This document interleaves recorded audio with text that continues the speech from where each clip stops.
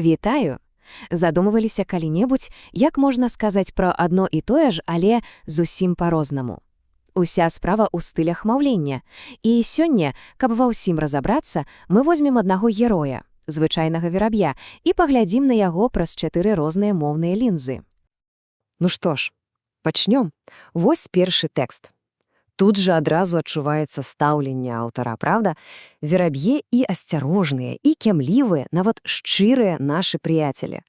Мова такая жывая, вобразная.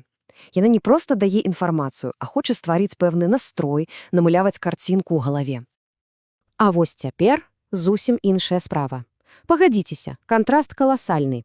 Ніякіх табе прыяцеляў ці шкоднікаў, толькі сухія факты: від, род, даўжына цела, маса, апісанне знешнасці. Мова дакладная, аб'ектыўная, без эмоцый. Вось ён, голас навукі. Ідзём далей. Тэкст нумар 3. Гэта, вядома, звычайная аб'ява. Якая тут мэта? Проста і дакладна павядоміць, што адбудзецца, дзе і калі. Мова стандартная, без усялякіх упрыгожванняў. Всё строга па справе. Гэта афіцыйная інфармацыя. І нарэшце 4-ты прыклад. Здавалася б, проста навіна пра адкрыццё помніка. Але прыглядзьцеся, тут жа падкрэсліваецца грамадская значнасць падзеі. Верабей ужо не проста птушка, а цэлы біялагічны індыкатар, сімвал экалагічнага стану. Відавочна, што гэты тэкст хоча не толькі расказаць, але і паўплываць на наша стаўленне. Дык як жа так атрымліваецца? Адзін і той жа верабей, а партрэты, зусім розныя. А сакрэт, насамрэч, даволі просты. Всё залежыць ад мэты, якое ставіў перад сабой аўтар, і тых моўных сродкаў, якія ён для гэтага выбраў.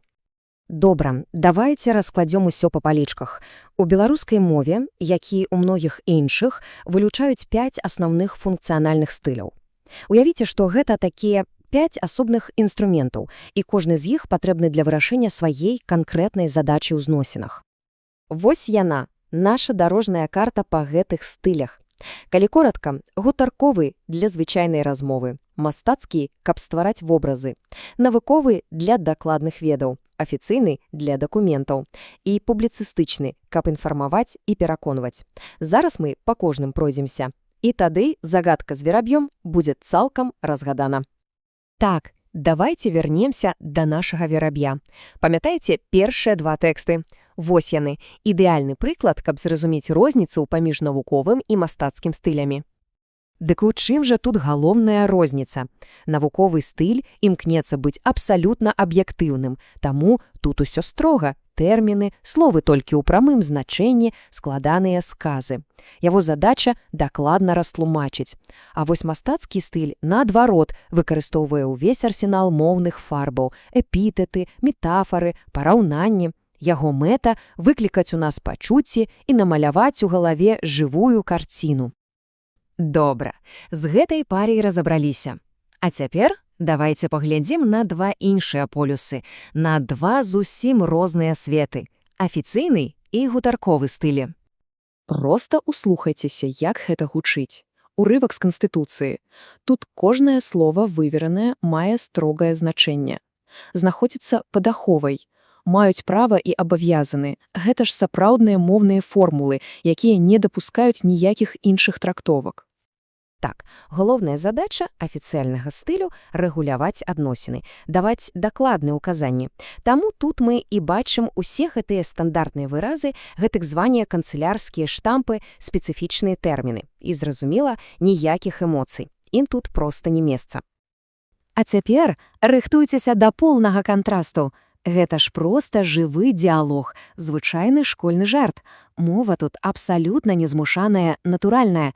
Такое адчуванне, быццам мы і правда падслухалі, што там у класе адбываецца. Вось гэта і ёсць гутарковы стыль ва ўсей красе. Гэта мова нашага штодзённага, неафіцыйнага жыцця. Яна спантанная, эмацыянальная, тут могуць быць і простыя, нават непоўныя сказы і розныя выключнікі. Гэта тая мова, якой мы проста размаўляем. І застаўся ў нас апошні 5-й элемент – публіцыстычны стыль. І яго галоўная задача, мабыць, самая складаная – не проста паведаміць пра нешта, а сфармаваць грамадскую думку, паўплываць. Вось у гэтым тэксце Аўтар жа не проста канстатуе факт, ён пераконвае, ён падкрэслівае важнасць гэтай рысы, талерантнасці. Мова тут адначасна і вельмі лагічная, і эмацыйная. Яна нібы звяртаецца і да нашага розуму, і да нашых пачуццяў. Па сутнасці, публіцыстычны стыль – гэта такі цікавы гібрид. Ён нібы бярэ логіку і факты ад навуковага, а эмацыянальнасць і образнасць ад мастацкага. Усё дзеля адной мэты – быць максімальна пераканаўчым і ўплывовым. Менавіта з гэтым стылем мы кожны дзень сутыкаемся ў сродках масавай інфармацыі і грамадскіх выступах. Што ж, давайце падводзіць вынікі. Атрымліваецца, што гэтыя 5 стылёў – гэта не нейкія жорсткія правілы з падручніка. Гэта, хутчэй, магутны набор інструментаў. А сапраўднае майстэрства камунікацыі – гэта якраз уменне выбраць правільны інструмент для канкрэтнай сітуацыі. Давайце яшчэ раз, зусім коратка, замацуем. Трэба дакладна растлумачыць, бяром навуковы стыль. Трэба намаляваць вобраз і выклікаць эмоцыі, выкарыстоўваем мастацкі. Трэба аформіць дакумент, но тут без афіцыйнага ніяк. Хочацца паўпліваць на аўдыторыю. Гэта задача для публіцыстычнага. Ну, а для простай размовы з сябрамі, канешне, гутарковы. І напрыканцы, ведаеце, такое пытанне на падумаць. А якім з гэтых стыляў кожны з нас карыстаецца часцей за ўсё ў сваім жыцці? І галоўнае, ці заўсёды гэты выбар трапны і дарэчны? Бо усведамленне гэтага – гэта ўжо першы, але вельмі важны крок да таго, каб валадаць мовай па-сапраўднаму эфектыўна.